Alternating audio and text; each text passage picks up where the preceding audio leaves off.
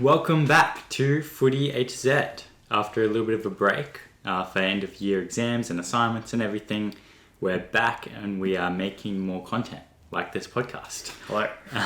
So we thought we'd just restart the content by wrapping up the 2020 season before we start moving on to a bit of pre-season content and some stuff for 2021. Yeah, so what we've decided we're going to do is go back to the video we made at the start of this year, the What Your Team Needs for a Successful Season video. Look back on that, look back at the success criteria that we laid out for each team and basically decide for all 18 teams who had a good year and who didn't. Yeah, exactly. And in case you forgot what we talked about in that video, we're just going to roll the intro clip of it quickly, or you can click up top to watch the entire thing. While Grand Final glory is the ultimate goal for each of the 18 AFL clubs, the fact is, only one team can win the flag each year. A lack of silverware, however, doesn't necessarily mean the season was a failure. In this video, we look into what the team at Footy A to Z think every AFL team has to achieve this year in order to consider their season a success. Cool, alright, so that was just, the overview of what the original video was about. Yep. We're going to work our way up the ladder. So starting at the bottom, except we're going to go in finals finishing order. So premiers will be last, basically in the order that the draft is decided. So Adelaide are still first. What we said was to prove they're not rebuilding, because their coach was pretty adamant before the season started that they weren't going to go through a rebuild.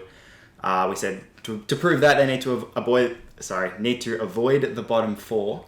Yep. And also if they could continue to develop some of their young players, that would be successful as well. Yeah.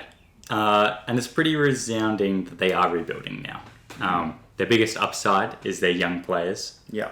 Who in particular kind of carried them towards the back end of last season when they did get a couple of wins. Mm-hmm. And they're looking towards the draft to bring in new players because, again, they're all leaving. Yeah, I think Brad Crouch now leading them as well is the latest in, a long list of mature age players now that have left the team. So really turning to that focus on youth in the rebuild phase. They finished dead last. Did manage to get a little bit out of the season with some wins later on. Yep. So it wasn't a complete disaster, but yeah, definitely an unsuccessful season for the Adelaide Crows. Absolutely. Following on from them is North Melbourne. We did say, almost regrettably now, to form an identity under Reece Shaw. Yeah. And to return to the top 8. Clearly, neither of those happened. No, the season kind of became a bit of a write-off for North Melbourne. They looked good early on. Yeah. Especially after that win against the Giants. But yeah, didn't really manage to build on that. Yeah, they had that last-minute win against St Kilda as well. Yeah, I think, back in the before times. Yeah. But yeah, obviously our thoughts are with Reece Shaw and his family during what's definitely a difficult time for them and for the North Melbourne Football Club as well. Yeah. And yeah, a season that hasn't really gone anywhere for the Kangaroos, unfortunately for them. But hopefully they'll be able to build a bit under John Noble once again. Yeah, and with stuff like the Arden Street redevelopment, hopefully the next couple of years are a bit more telling for the Kangaroos. Yeah. All right, next up, going up the ladder, were the Sydney Swans. We said they need to break even on their performance in 2019, which was, I believe, they finished 15th that year. And also just keep developing this crop of young players that they seem to have put together. Yeah, so they did drop one ladder position from 4th last to 3rd last. Mm-hmm. But I think you can still say it was a very similar year in terms of, they did break even on their overall achievement last year. They kept developing. I think we were saying that the Swans are on a pretty clear trajectory of where they want to go, and they kind of just continued along with that. Yeah. It did look a little bit weak up front without Buddy at times throughout the year, so that's something that they'll probably want to address. Even if he does come back next season, they're probably going to need to start thinking about life without him. And Tom Papley had another excellent year. Once again. So he'll be sticking around? Yeah, obviously he sees enough in the club that he thinks it's worth staying at Sydney, at least for the next little while. So I think it gives Sydney the barest of passes. Yeah, this season. Just because they did pretty much break even. Yeah.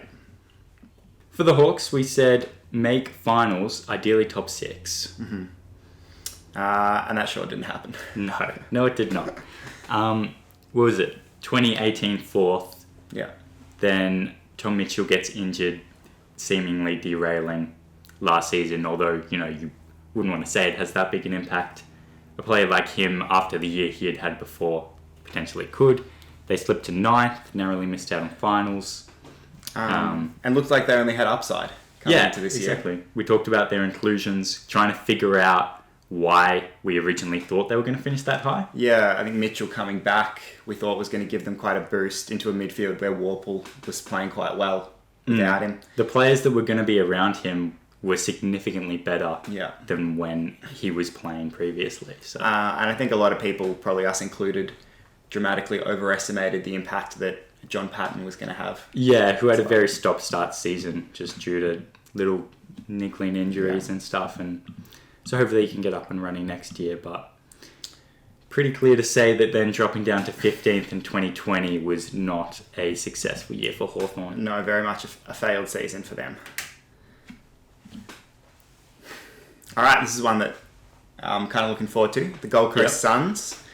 We did say in the video it was a bit hard to put an exact metric on Gold Coast season, just given how incredibly awful they'd been for the past few years. But we said a good place for them to start would be less blowouts, so lose less games by 10 goals, and ideally have a bit of an idea of what their best team looked like and how they wanted to play. Yeah, and I think they achieved a lot of that. Like you said, we were going for more kind of like qualitative over quantitative kind of measures. Just the feel of the Gold Coast Suns. Yeah, it's like, what does the team even seem like? And like, in terms of having an idea of the best 22, they now have a lot more competition for spots than they previously did. Yeah. With that crop of young players coming through. Someone like Braden Fiorini's missing out now more often than not. Yeah. 5 wins, 1 draw. I think improved on 3 wins that they had the year before. Yeah. And you just, watching them play, you just felt a lot more optimism around the team than you did in the past. There were games, definitely. They'd be in games for longer. You'd feel like they're a bit more dangerous than they had been in the past. And did largely avoid their blowouts. I think their biggest loss was a 51-point loss to Hawthorn in round 18, which they probably would have been a bit disappointed by because up until then, they'd managed to be competitive all year, and Hawthorn weren't even a team that were in finals contention by that point. So, other than that, a fairly good season for them. And with Matt Rao back next year, hopefully they'll only build on it. Yeah, definitely. So big success for the Suns. Essendon, we said that they needed to show consistency, make the top 8, and leave a stable platform for Ben Rutten. Did they achieve any of those? Probably not. I mean, they didn't make the 8 to start with. Yeah. Another up and down sort of season for Essendon, where they started really well. Then I think lost 6 of their last 7 games. Yeah. So that real roller coaster that we've come to expect from Essendon's seasons continued onwards. Who knows, if the season had been longer, maybe they would have been able to come back up. Yeah, or would they have just gone even further? So that's the other flip side of it. But yeah, struggled for form. Their list now, who knows what's going on. There seems to be a few holes opening up there, but they will take 3 top 10 picks into the draft. So. Yeah, it's just interesting now, the 3 top 10 picks and just kind of their list management at the moment. It seemed like more Ben Rutten has like more of a vision of how they can improve rather than being like, let's carry on being a good team, which is what we kind of said that they should do. Rather than giving Rutten a base to build from, it's now Rutten needs to kind of build more himself. Yeah, definitely. So I think on all 3 metrics we can probably give Essendon a fail. Yeah. And call this season a rather unsuccessful one for them. All right, the Fremantle Dockers. What we said for Freo, first of all, we wanted them to win 10 games, which we then adjusted down to 8 after things got changed around. Get games into their high picks and try and hit the scoreboard a bit more after being famously low scoring under Ross Lyon. Yeah, so youth was a standout, which was another plus that we hadn't necessarily mentioned as much in like their goals, but was probably important for them on the same, get games into high picks. I don't know what I'm saying there. So they definitely did that. Yeah. Sarong Rising Star. Yeah. Chera and Brayshaw played every game. and just look like more complete players every game they do play. Yeah. Hard to judge scoring this year. It was just weird. Shorter quarters, games being played in a very different style. And because we're trying to have a look about how the new rules affect scoring and stuff, it's like... Yeah, I mean, their highest score was 99 against North Melbourne. They had 4 games where they scored below 40, though, highlighted by a 16-point game against Geelong. But it did seem, from the games that I did watch when they played, when they struggled to score, it wasn't so much a lack of intent, but more just kind of skill errors in a young team. Yeah, so I'd say they definitely need to find a couple more avenues towards goal to say that dot point is a success. Mm-hmm.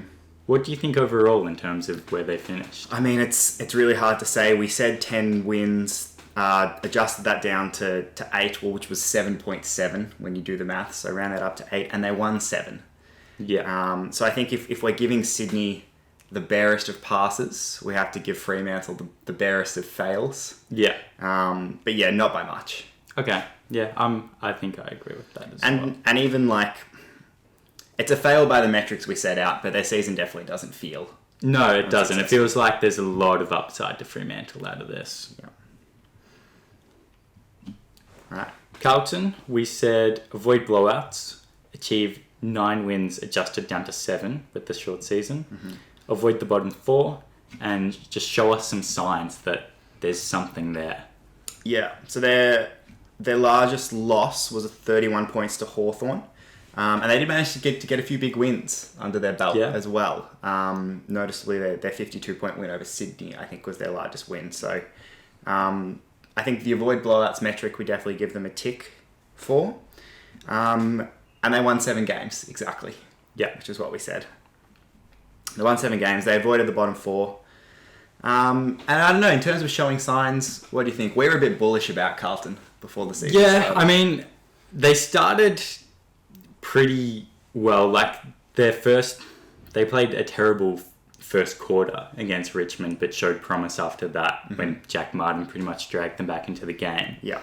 And then proceeded in the coming month to play 2 of the games of the year. A 2-point, I think, very narrow win against Geelong. Yeah. And then the after the siren loss to Robbie Gray and Port Adelaide. Yeah.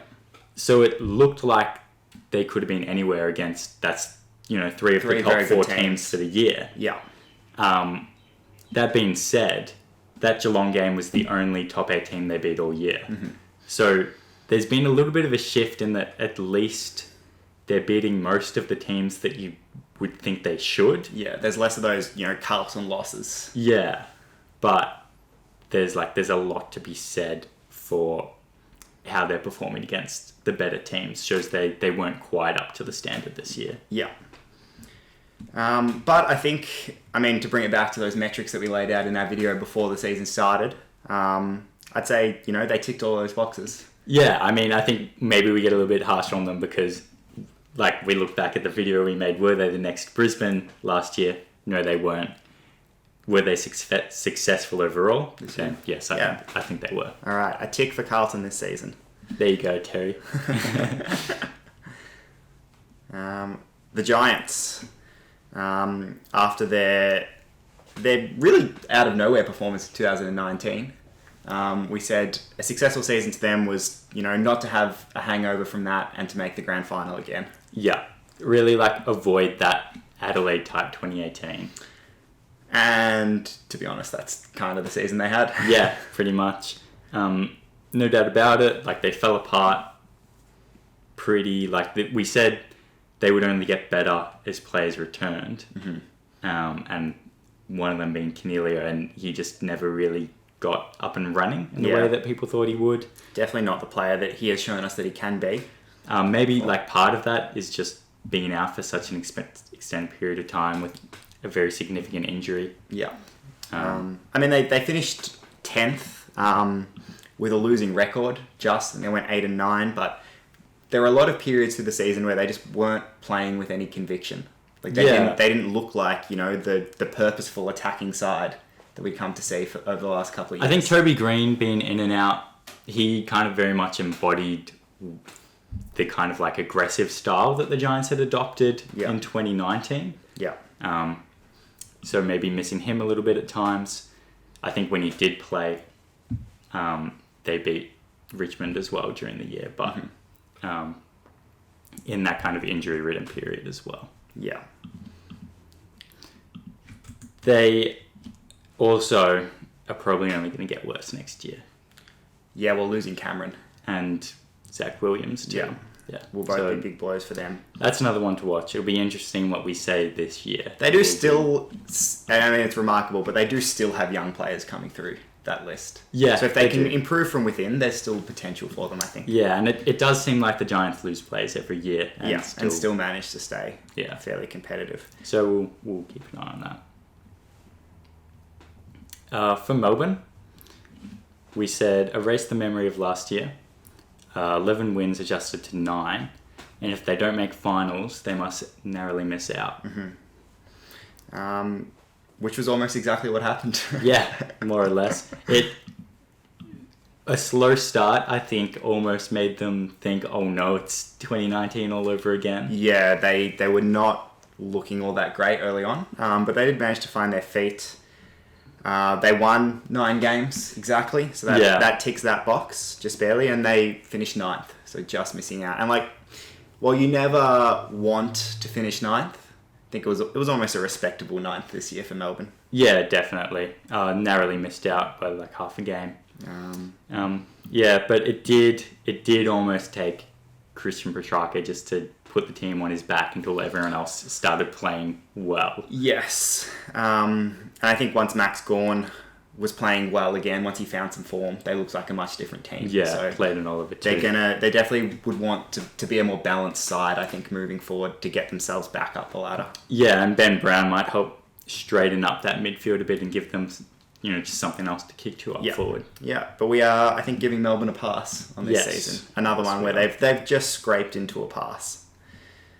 There's not the doom and gloom that there was maybe after that disastrous 2019 campaign, and maybe a little bit of hope starting to come through once again. Yeah, definitely lots to build on. All right, so moving on now to the top 8 teams, those that made the finals. These ones may be a little bit more clear-cut in terms of whether they were successful or not. And we are going in finishing order, not in ladder order from this point onwards, just to throw a spanner in the works for all of you playing along at home. Yeah. So that means we start with the Western Bulldogs, who we said, in order to have a successful year, we'd want to finish in the top 6. That was to improve on the 7th place finish they'd had in 2019. Yeah, and that 7th place finish was what they ended up doing. So they had the same result as last year, finished 7th and went out in the first week of finals. Identical season to last year, pretty much. It didn't necessarily feel like after their good recruiting period that the Western Bulldogs were necessarily a different team. I think we said that just when you come up against them, it doesn't really feel like anything had changed. Very talented young players that are just at times a bit inconsistent, and you can kind of get a bit of a jump on them throughout different patches of the match. It was also notable that they only won 1 game against top 8 sides this year. That was against West Coast. So all their wins came from bottom 10 teams. Which then does reflect a first week finals exit as well. Yeah. So yes, a very slim, I think we're going with a very slim fail on the Bulldogs this year. But they haven't gone backwards is the thing. So it's a pretty neutral fail too.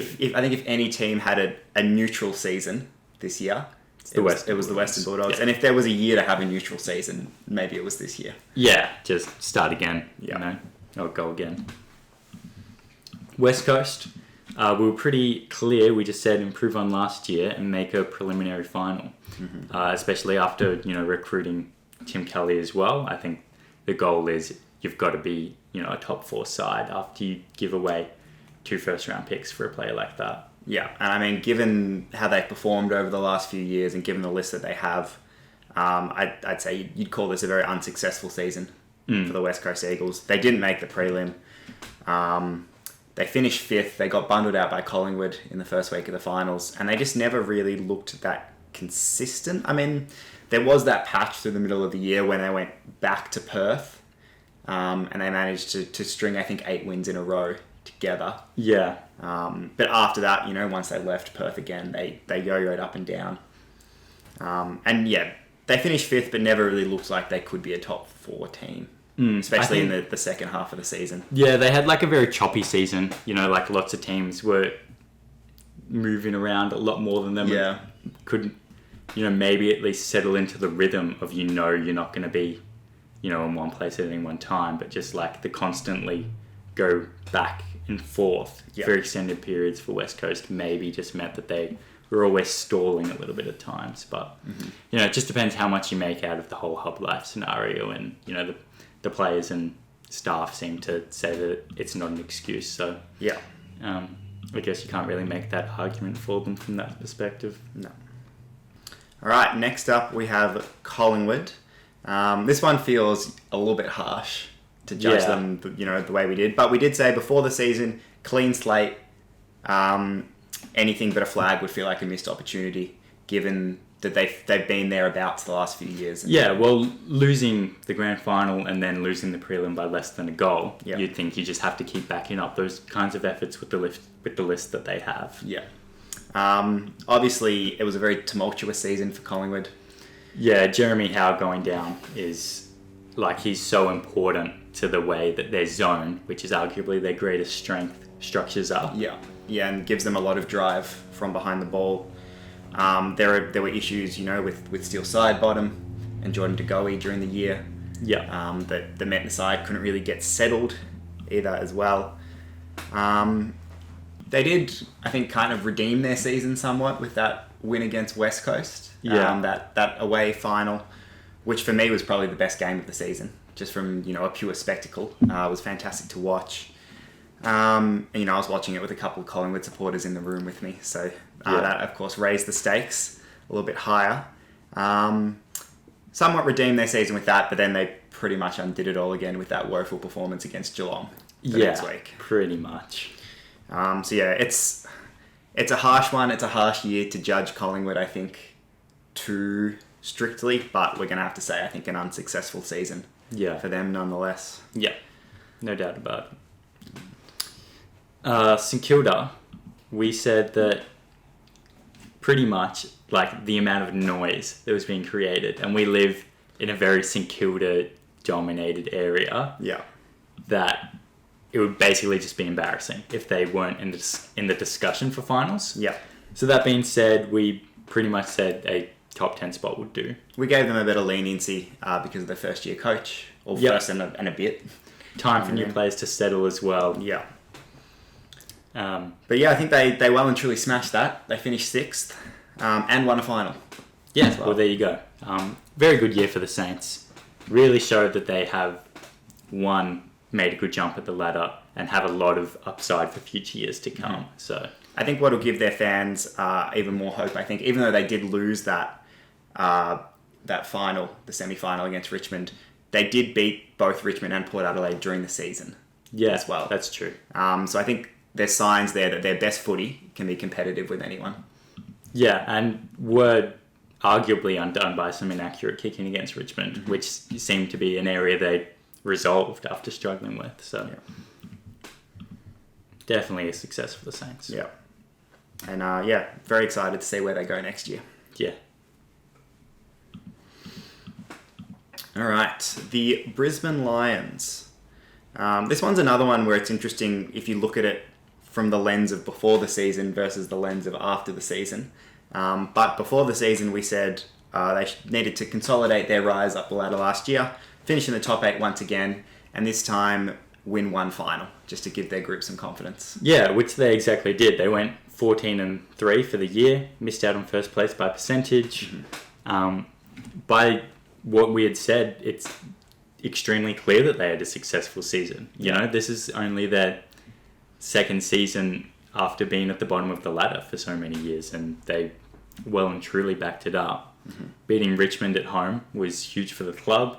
You could see how much it meant to the young players to get that first finals win under their belt. But it's just strange, like you were saying, the different lenses before and after the season and everything that changed. Once the Queensland hub was established and once we knew it was going to be a Gabba Grand Final, there was so much more pressure on them to win it and go all the way. Yeah. And in some ways that was maybe unfair compared to where they actually were, like, in terms of where they are on this journey for their list and Chris Fagan's side. Yeah, I mean, I think, looking at where they're at, there's nothing wrong with the season they had. Made a prelim, continued to develop, continued to play really good football under Fagan as well, but there was just all that weight of expectation that this was such an opportunity for them, with the grand final being at the Gabba, and they managed to blow it in a way. It's like, is the disappointment going to be there? Absolutely. Because they missed a great chance to win the flag, but it's one that they really got a lot sooner than they were expecting. Yeah. So I think regardless of all that, we're saying a successful season for the Brisbane Lions.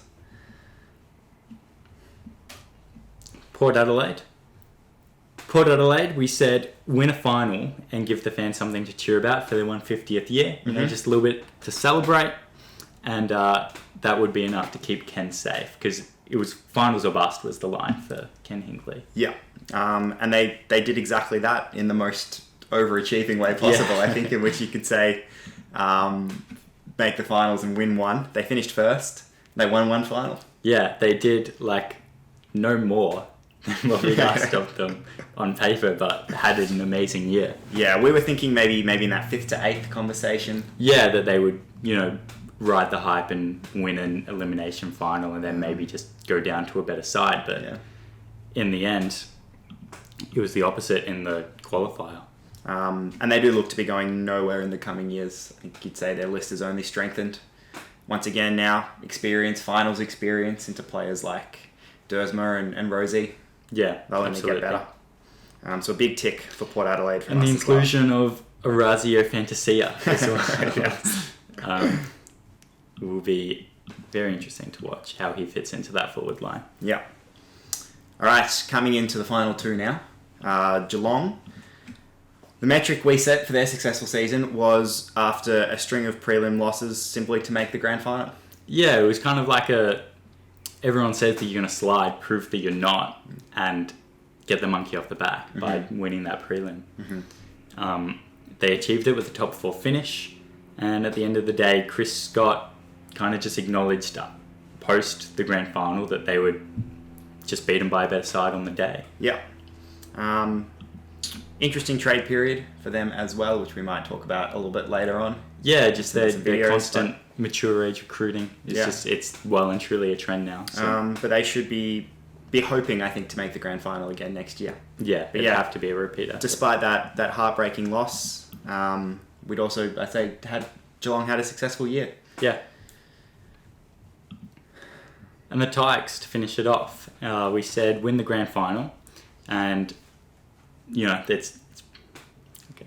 I'm going to do that again. For Richmond, we said win the grand final, and then it's obvious that you want to go back to back if you've won the previous year. So to add something else, we said if they can do it and develop some young players along the way, then it would both cement the dynasty for this year and potentially make it go on further than that. Yeah. I'd say both of those were a tick. Yeah, well and truly. They secured a premiership, making it 3 and 4 years, and a Richmond dynasty. And managed to develop some players as well. Noah Bolter, Shea Bolton, Liam Baker all had breakout seasons. Yeah, all very young players who seem like they're going to be that for a very long time now for the Richmond Football Club. So yeah, dynasty delivered, players developed. Successful season. There you go. All right, well, that brings us to the end of all of our teams. I think some interesting discussion in there. There's a few teams where we definitely felt like it was borderline, the call, to say whether or not they had a successful season. So if you disagree with us, by all means, let us know in the comments below. And I guess we're going to go back to work. Yeah, we'll hopefully see you soon with some more videos. Definitely a bit more animated stuff on the way. Hopefully that'll be coming out next week. It's nice to be able to be in the same house again as well. Yeah, it is. It's been good. That was a strange way to end it. That was a strange way to end it. Should we say something else?